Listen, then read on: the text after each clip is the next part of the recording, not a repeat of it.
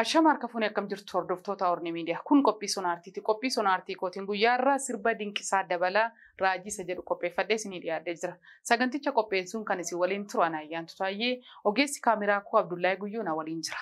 Egaa gara sirba dinqisaa guyyaarraa qopheeffadhee tutuun darbiin mata dureen qophiin koo sonaartiidha waan ta'eef aartiitti waan ol ilaallatuu fi waa'ee Iskendir Taammiruu sirba isaa yaa jaldeessa ammayyaa suutaan layyaa kan jedhu irratti torban kana keessaa jarri irratti ka'uudhaan egaa yuutuubii irraallee sirbi sun akka qabeenya keenya quba qabdu sirbi kuni konsertii irratti yaa jaldeessa Gondarii suuta fokkorii jedheeti kan inni sirbee jiru konsertii irreechaa irratti yeroo sana warri akkuma beeknu masaraa mootummaa torban tokko keessa galla guyyaa lama keessa galla guyyaa sadii galla jechuudhaan lallabaa turan innis illee kanuma fakkeenya godhachuudhaan yaa jaldeessa Gondarii suuta fokkorii kan inni jedhe konsertii kanaaf sirba kana wal qabsiisanii yuutuubii irraallee sirbi sun akka bu'ee garuu amma gargaarsa Oromoodhaan yuutuubii irratti sirbisaa sun deebi'ee jira. Ammallee doorsisaa fi akkasumallee akeekkachiisa tokko ittiin gaa jiru. Kanaafiyyuu Oromoon hundumtuu quba ol qabaadhaa keessumaa artistii keessan quba qabaadhaa jechuu barbaada. Gamanumaan gara sirba koo guyyaarraa sirba dinqisaa dabalaa raajisa jedhuttan isin dabarsaa. Mee sirbicha dhaggeeffachaa jechisaa maal akka ta'e amma naa gale isin ibsuu yaala. Bakka dadhabetti immoo bakka wallaaletti immoo isin koomentiidhaan dhuftanii naaf himuu dandeessu na jajjabeessuu dandeessu. Qeeqaaf yaada qabdan illee koomentii jala naaf ka'a. Mee sirbicha dhaggeeffannee walitti adeemna.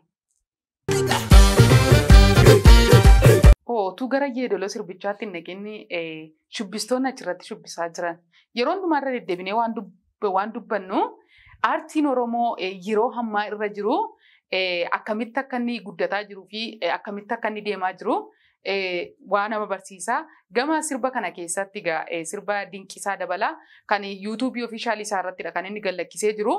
Gama yeedaloo isaatti tun darbinii keessumatti yeroo ammaa kana namoonni sirba namaa fuuchuudhaan yuutuubii mataa keessan irra kaa'atan piliis dhiisaa wal guddisaa artistii keenya wal jajjabeessinaa yuutuubii isaa jala deemtanii achitti daawwachuudhaan malee fuutanii irraa kuttanii gama yuutuubii keessanitti fidinaa jechuu barbaada. Mee sirbicha dhaggeeffanna.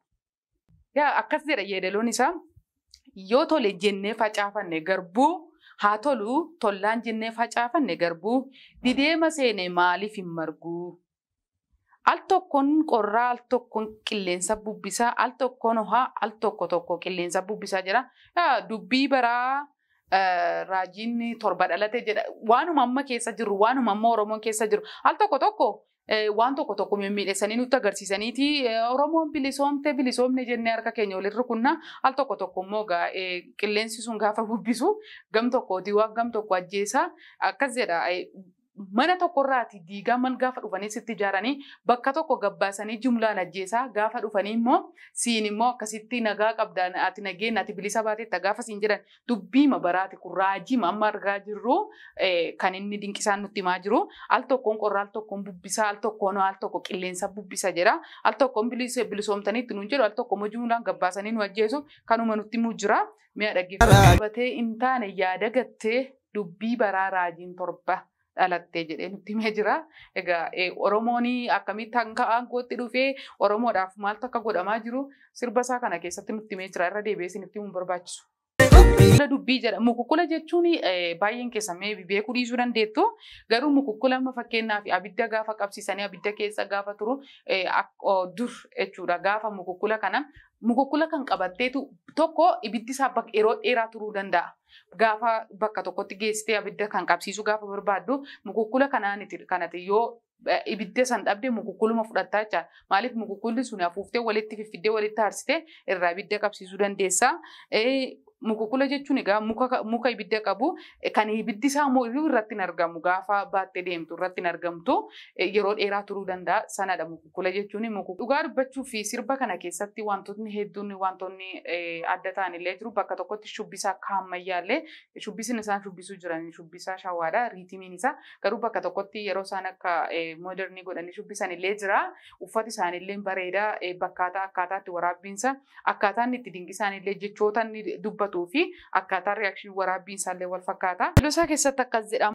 Maaltu hin taane maaltu ta'ee dheebuu harmee bara meeqaa jedheeti yeroo as jecha kana dubbatu irratti mucayyoon bira fiilmii kana yookiin sirba kana keessatti hojjechaa jirtu yeroo gurbaan taa'ee buufaasiin abidda buufuudha yeroo sibiila tuman akkasittidha kan tumamu mucayyoon kun bishaan itti qabdi sirba isaa keessatti egaa dinqisaa maal jedhee jira dheebuu harmee bara meeqaa jedha egaa kun ifaadha hunda keenyaaf hin gala dheebuun harmeen kan bahaas kan lixaas kan dhiyaas kan kibbaas kan isheen amma guyyaa irratti dheebuun harmee Oromoo kan isheen dheebattu daa'ima kiyya narraan ajjeesinaa mana barumsaatti ergadde daa'imni kiyya baratee nattaa deebi'u amma naa bahi jedhee manaatii nagaan baafadde nagaa bakka yaade naaf ga'uudha dheebuun harmee bara meeqa gaasuunis hin taane mi'a dhageenyatti jalqaba sinii kaasee jira shubbistoonni tooraan gad jedhanii yeroo isaan ol jedhanii akkasitti ol isteeppiidhaan jechuudha akka ol caccaalanitti ta'aniiti yeroo isaan gad jedhanii ol jedhaniidha namatti tola.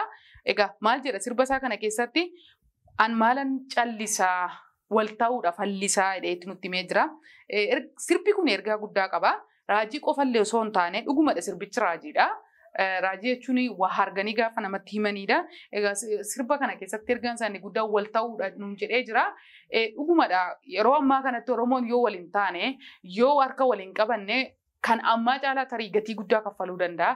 So kanaafiyyuu Oromoon bakka jiruuti tokko ta'ee aartii isaa guddisuudhaafis du'a amma mana isaatti itti dhufaa jiru irraatti illee of qabuudhaan yookiin irraa of oolchuudhaaf tokkummaa yookiin wal ta'uudha fallisaa wanti guddaa waan barbaachisu. Yoo tokkummeessuudhaa baatte adda addaan fo'uudhaa dhiisii. Waanuma hamma argaa jirru walumaa galatti amma tokkummaa wanti jedhamu jira nama hin jechisiisu maaliif namni hundumtuu amma ganda isaatti deebi'ee jira. Bakka dhufeetti gosa isaatti deebi'ee jira. Garuu sirba isaa kana keessatti yoo tokkumsoodhaa baatte adda addaan fo'uu dhiisii dhaamsa koo naa qaqqabsiisi jedhee jira. Dhaamsi dinqisaa dabalaa. Akkuma jalqaba sinii kaasuuf yaaletti tokkummaadhaan wal ta'uudha fallisaa jedhee nutti himee jira. San keessatti immoo yoo nu tokkummeessuudhaaf baattanii adda addaan nu fo'uu dhiisaa. Oromoon tokkodha waan ta'eef yoo nu tokkummeessitan taatan yoo waliin nuuf fidan taatan yoo suni Wallagga sun Shawwa sun Arsii sun Gujii sun Boorana jechuudha dhiisne yoo akkasitti tokko nu godhan tokko nu godhaa yoo immoo nu akkatti waliin fidanii tokkummeessuu dadhabdanii dubbii arraba keessaniitiin jecha keessaniitiin Wallaggi akkasii Arsiin akkasii Gujiin akkasii Booran akkas jettanii gargar nu fo'uu dhiisaa jedhee dubbatee jira. Warri waan kanarratti jechoota akkasii dubbachuudhaan sooshaal miidiyaa mataa keessanis haa ta'u gama mootummaatiin gama nama dhuunfaatiin iyyuu ergaan kun ergaa guddaadhaaf radda. Dhaamsa kun akka qabsiisi dhaamsa kun akka qabsiisi adda adda baanee facaane kun fala nuun ta'uu dhiisii sirriidha jechisaa kuni adda adda baanee facaane adda addaan akkasitti akkasii dhufee akkas jennee mannee kun fala nuun ta'u maaliif amma guyyaa irraattuu gatii kaffalaa jirra. Waltaaneeyyuu Oromoo baay'ina keenyaan tokkoomneeyyuu diina keenya ofirraa qolachuu dadhabuu jirra. Gargar facaanee immoo yookiin gargar baanee gola ganda keenya deebinee diina keenya yoo rakkoon nu dhuftee rakkoo sanarraati furamuu hin dandeenyu. Kanaafiyyuu adda adda baanee facaanee kun fala nuun ta'uu dhiisaa jedhee nutti himee jira. Walumaa galatti egaa dhaamsi isaa kuni Oromoo isa yeroo ammaa kanatti ganda isaatti galee jiruu fi Oromoo isa yeroo ammaa kanatti gaafa Oromoon tokko miidhamu birmachuu fi dhiisee keessumatti waan kana irratti gama poointii biraa ta'uu danda'a. Garuu as keessatti gaafan fidee waa'ee sirba isaa kanaa wajjin wal tuqsisee dubbachuu barbaadu. Fakkeenyaaf amma yeroo ammaa kanatti uummanni beekii dhibee busaatiin du'aa jira, miidhamaa jira. Artistiin Oromoo gama artistii Oromootiin maal gochaa jiru, maal dubbachaa jiru, uummata kanaaf sagalee ta'aa jiru yoo jenne artistii anammaan arge keessatti artistii Hawwii Zarraa dheengadda sooshaal miidiyaa ishee irratti baatee dubbattee jirti. Kanaafiyyuu jechi dinqisaa dabalaa kuni Oromoo isa ganda isaatti galee ganda isaa keessa ta'aa jiruu fi Oromoo isa immoo bakka tokkooti Oromummaa isaaf gatii kaffalaa du'aa jiru akkasitti ergaa guddaadha jechuudha. Kun olumaa gala Oromoo yeroo ammaa kana waan ilaallatu hundumti keenya fudhanne Oromoo akkasitti tokko taane akka waliin jiraannudha ergaan isaa. Sirba isaa keessatti beekna akka taddana geenye wanta laftuun baanne dandeenye wal sossobuun kun hin taatu biiftuun nagaa nuuf baatu jedhee jira. Dhumarratti akkuma barcuma sadii jiran si'a barcuma sani addanaanii wanta adii jira addanaanii carqii adii jira. Gidduusaa keessatti immoo waan yeroo ittiin girgiddaatti masmara wayii akkatti darbataniitu jira. San keessatti carqii adii jira. Adii yeroo hundumaa nagaadha. Wanti adiin nagaadha waan ta'eef sirba isaa kana keessatti akka jedhee dhumarratti maal jedha beekna akka addana geenye wanta lafti baachuu hin dandeenye baanne wal sossobuun kun hin taatu biiftuun nagaa nuuf baatu jedheeti carqiin kun saaxiniin kun banamteeti yeroo isheen carqiin kun mul'attu argina. Mee ilaali. Dhumarratti ijoolleen silaa hundumtuu yeroo abidda akkasitti buufaa turanillee mucayyoon mucaa san bira teessee bishaan itti qabaa turtellee dhuma sirba kanarratti yeroo isaan wal ta'anii saaxinii sila siniin jedhe saaxinii sana gaafa sirba isaa keessatti biiftuun nagaa nuuf baatu jedhe sana keessatti wanta adiitu keessa jira. Adiin immoo carqiin adiin sun immoo nagaadha kan bakka bu'ee jiru akka sirba kana keessatti yeroo kana wal ta'anii tokkummaadha yeroo isaan hundumtuu walitti dhufee saaxinii sana harkaan qabaa jirudha kan asirratti hubachaa jirru. Dhugaadha nagaa namni jiru namni wal tokkoomee namni kamuyyuu gamanaaf gaman jechuu dhiisee namni walitti dhufee ta'ee wal tokkoomee biiftuun nagaa wanta inni hin baaneef hin jiru kanuma dhaamsi sirbicha. Anaaf akkanaa galeetti jechuudha.